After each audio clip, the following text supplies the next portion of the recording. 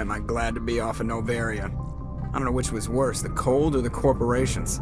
One will freeze your balls off, the other will sell them out from under you. With all due respect, Commander.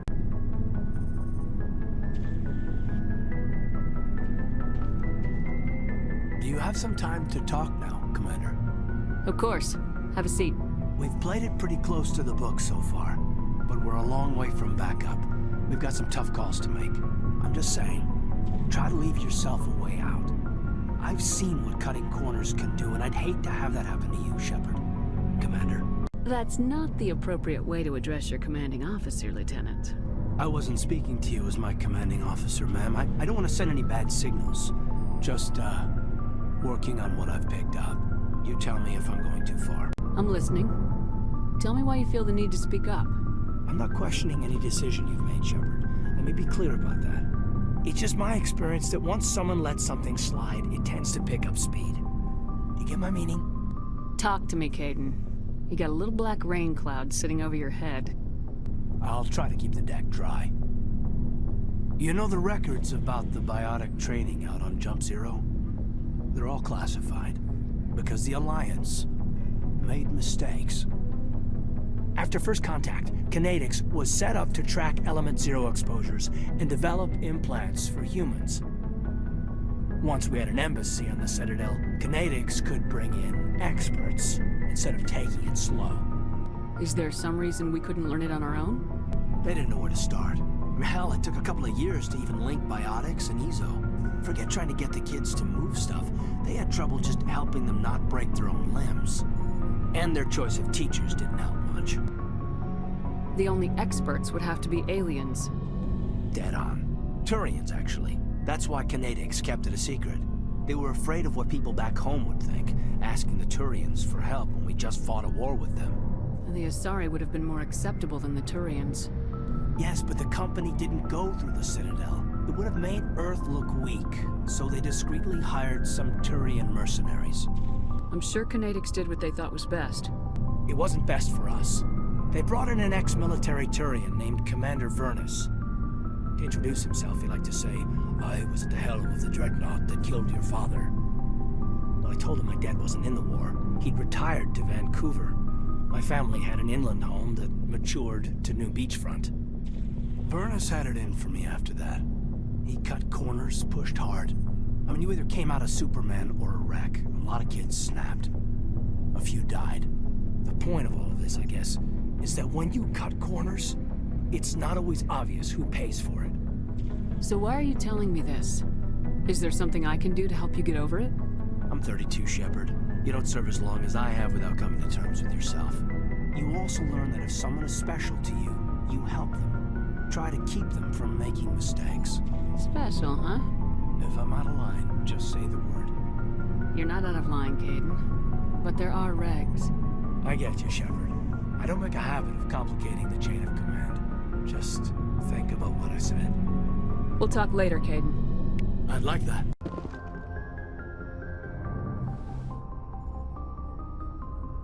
If you are here to talk about Benezia's death, you need not bother. She brought it upon herself. Don't pretend it doesn't bother you. She was your mother. She was. But she was not. I prefer to remember Benezia as she used to be, before she was corrupted by Sovereign's power. The best of your mother lives on in you. Her determination, her intelligence, her strength. That is kind of you to say. I appreciate your concern, but I am fine. Benezia chose her path, just as I have chosen mine. I am with you until the end, Shepard. Tell me about yourself, Liara. Me? I am afraid I am not very interesting, Commander. I spend most of my time on remote digs, unearthing mundane items buried in long-forgotten Prothean ruins. Sounds dangerous. And lonely. Sometimes I would run afoul of indigenous life forms or stumble across a small band of mercenaries or privateers. But I was always careful.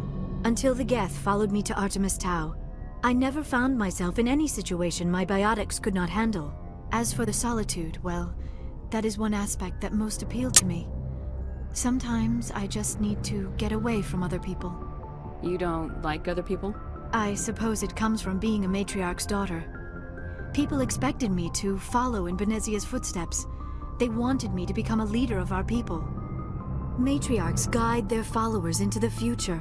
They seek the truth of what is yet to come. Maybe that's why I became so interested in the secrets of the past. It sounds so foolish when I say it out loud. It sounds like I became an archaeologist simply to spite Benezia. All children rebel against their parents. It's a natural part of growing up. Aha, you share the wisdom of the matriarch, Shepard. That is exactly what Benezia said when I told her of my decision. But there was more to it than that. I felt drawn to the past. The Protheans were these wondrous, mysterious figures. I wanted to know everything about them. That is why I find you so fascinating. You were marked by the beacon on Eden Prime. You were touched by working Prothean technology. Sounds like you want to dissect me in a lab somewhere. What? No! I did not mean to insinuate. I never meant to offend you, Shepard. I only meant that you would be an interesting specimen for an in-depth study. No, that's even worse. Calm down, Liara. I was only joking. Joking? Oh, by the goddess, how could I be so dense? You must think I am a complete and utter fool. Now you know why I prefer to spend my time in the field with data disks and computers. I always seem to say something embarrassing around other people. Please, just pretend this conversation never happened. Commander, how are you? Why did you want to be a C-Sec officer in the first place? That's a good question. There were several reasons, I guess. Like what? Probably the same as most officers. I wanted to fight injustice, wanted to help people. I guess my father had something to do with it too. He was C-Sec, one of the best. I grew up hearing about his accomplishments or seeing his picture on the vids after a big arrest. He's taking my resignation pretty hard. He's not impressed that you're going after Saren? My father's a C-Sec man to the bone. Do things right or don't do them at all, he says. He thinks I'm being too rash, too impatient. He's worried I'll become just like Saren. He actually talked me out of becoming a Spectre when I was younger, for the same reasons. You were asked to be a Spectre. Well, I was targeted as a possible Spectre candidate. Me and about 1,000 other Turian military recruits. I could have received special training, but my father didn't like it. He despises the Spectres. He hates the idea of someone having unlimited power with no accountability. He wouldn't like you, Commander. No offense. Not all Spectres are like Saren, you know. Of course not. But Saren's not going to play by our rules, C-Sec's rules. If you want to nail Saren, you need to send someone who isn't restricted by policies and procedures. Just because you can break the rules doesn't mean you should. I don't need to stoop to Saren's level to stop him. And neither do you, Garrus. I see what you mean, but I'll think about it. Thanks, Commander. Do you have a few minutes to talk? One-on-one? Sure. I was just watching some mail from home. Oh, before I go, we saw Caden in a news vid about the Normandy. He's cute. Later, sis. Let's pretend this never happened. Are you interested in the Lieutenant, Chief? No, ma'am. And anyway, Scuttlebutt says he's already sweet on someone. What's up? You didn't come by to eavesdrop on family mail. Your family seems to be important to you. Yeah, we've always been close. Me and my sisters especially. With Dad on duty so much, I had to help Mom raise them. Did your father serve with the fleet? Yeah, took any crap posting he could get that offered space time. You know what? He worked his ass off trying to get recognized, but he never made it above serviceman 3rd class. He was real proud when I met Chief. First thing he did was salute. What about your mother? You haven't mentioned her. You must know what military wives are like. Strong because they have to be, able to raise kids while Dad's away on a 6-month cruise.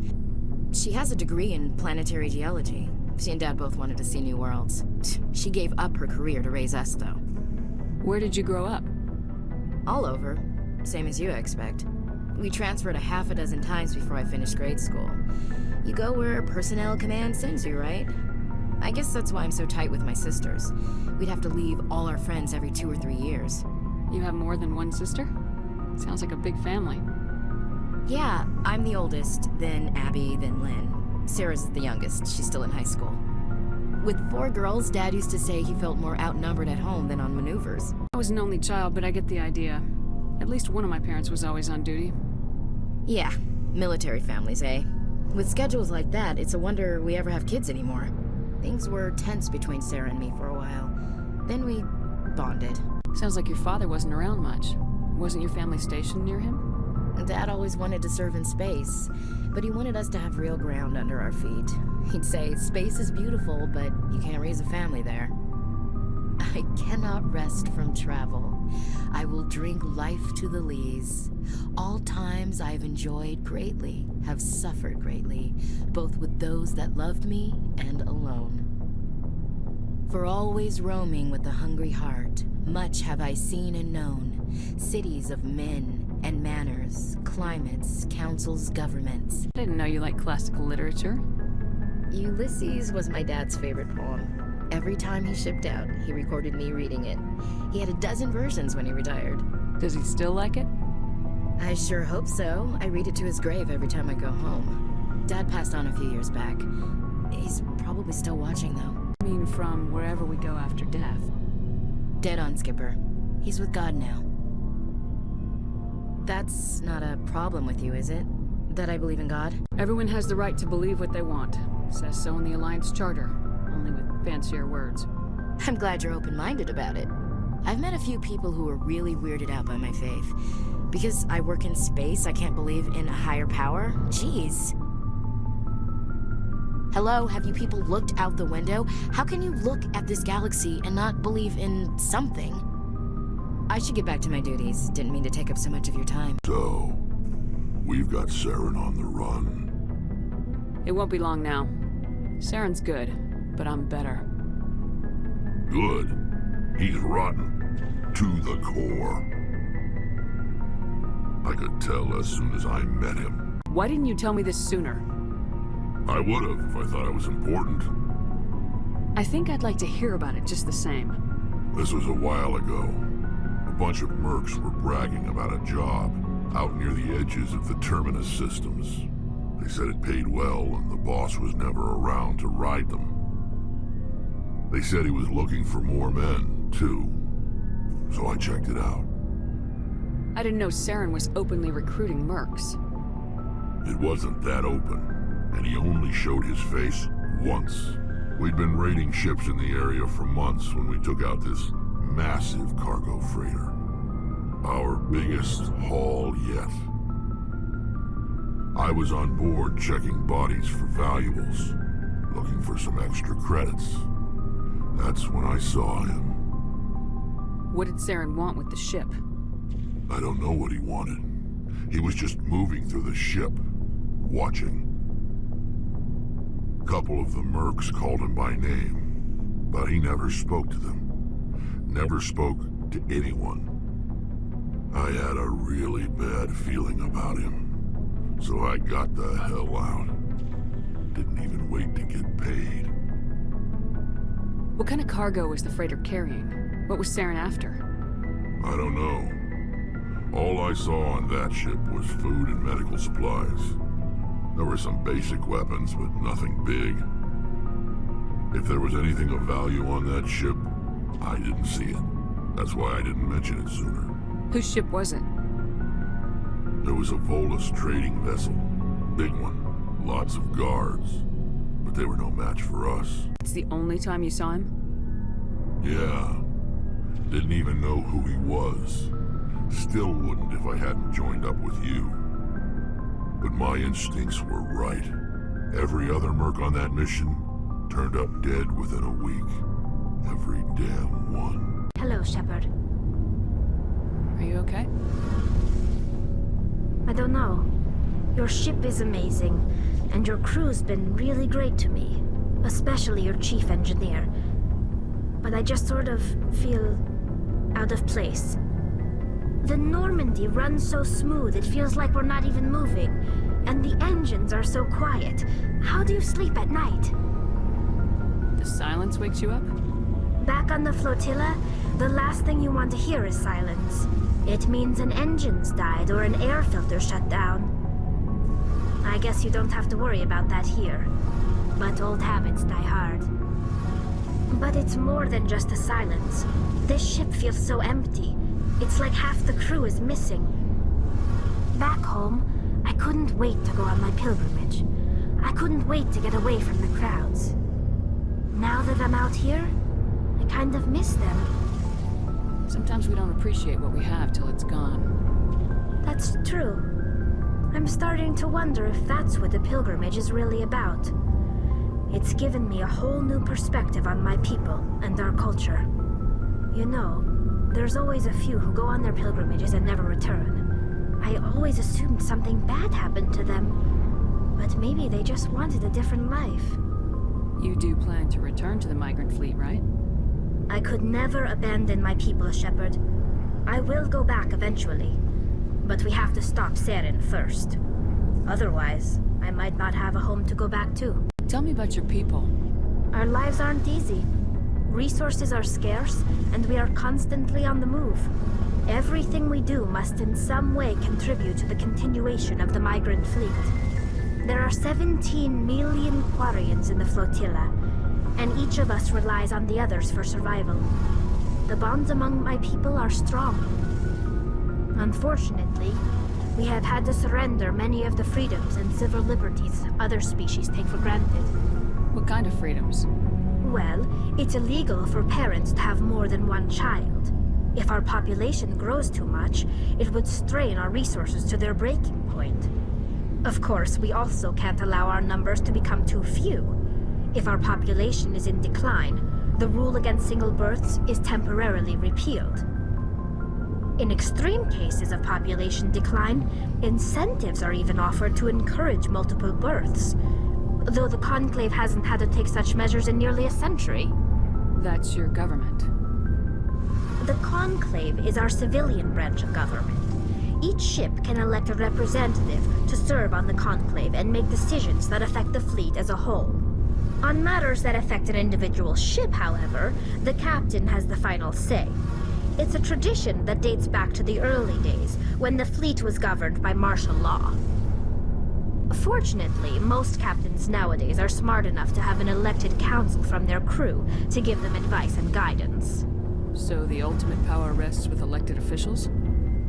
In practice, the Conclave and the respective council for each ship tend to set the rules that govern our daily lives. But in theory, we are still under military jurisdiction. The 5 top-ranking military officials in the fleet serve on the Admiralty Board. These 5 have the power to overrule any decision by the Conclave in case of emergency. To do so requires unanimous agreement among the Admiralty, and they can only do this once. After that, the entire board must resign their posts. It's a safeguard that served us well. In nearly 3 centuries, the Admiralty Board has only overruled the Conclave 4 times. I get the feeling you want to ask me something, Commander. I just wanted to talk. Of course, Shepard. What did you want to talk about? I'd like to know more about the Asari. We were the first species to discover the Citadel. We were instrumental in forming the Council, and we always strive to be the voice of peaceful cooperation in galactic disputes. My people believe we are all part of a single galactic community. Each species contributes something to the greater whole. Although we seek to understand other species, it seems few of them seek to understand us. The galaxy is filled with rumors and misinformation about my people. Like what? Most of the inaccuracies are centered around our mating rituals. My species is monogendered. Male and female have no real meaning for us. We still require a partner to reproduce. This second parent, however, may be of any species and any gender. So you'll have sex with anything? Now you see how rumors get started. Physical contact may or may not be involved, but it is not an essential element of the union. The true connection is mental. Our physiology allows us to meld with other beings. We can touch the very depths of their minds. We explore the genetic memory of their species. We share the most basic elements of their individual and racial identities. We then pass these traits on to our daughters. It is how we learn to grow as a species and how we develop a greater understanding of other races. What happens to your partner after the union? Every relationship is different. Some unions are a single encounter with both parents parting ways afterwards. Others can be more long-term. Sometimes an Asari and her partner will stay together for many decades. You know who Matriarch Benezia chose as her partner? She rarely spoke of her partner. Though I know my father, if you want to use that term, was another Asari. Benezia never told you her partner's name? Union with our own kind is no longer common, not for the purposes of reproduction. Most Asari believe it weakens our species. Asari daughters inherit racial traits from the father species. If both parents are Asari, then nothing has been gained, or so conventional wisdom would hold. I am what is sometimes called a pureblood, though no Asari would ever be cruel enough to say the word to my face. It is a great insult among my people. It is possible Benezia's partner was embarrassed by their union. She may have been too ashamed to publicly acknowledge me as her offspring. Maybe she wanted to meet you but couldn't. Maybe something could have happened to her. Maybe she passed away. You might be right. I hope you are. But I have no way to know for sure. Benezia never spoke of her partner. Whatever happened, it caused her too much pain to dwell on it. She raised me by herself, though that is not uncommon. Many Asari raise their children alone, particularly if the father species is short-lived. Often the partner will pass on long before the child reaches maturity. You Asari live for 1,000 years. What happens when your partner dies? Few sapient species live as long as my kind. We have learned to take a philosophical approach to our unions. We do not focus on the inevitable loss of our partners. Instead, we enjoy the time we spend with them. And even after they're gone, a part of them lives on in us. The union is a connection that transcends both time and space.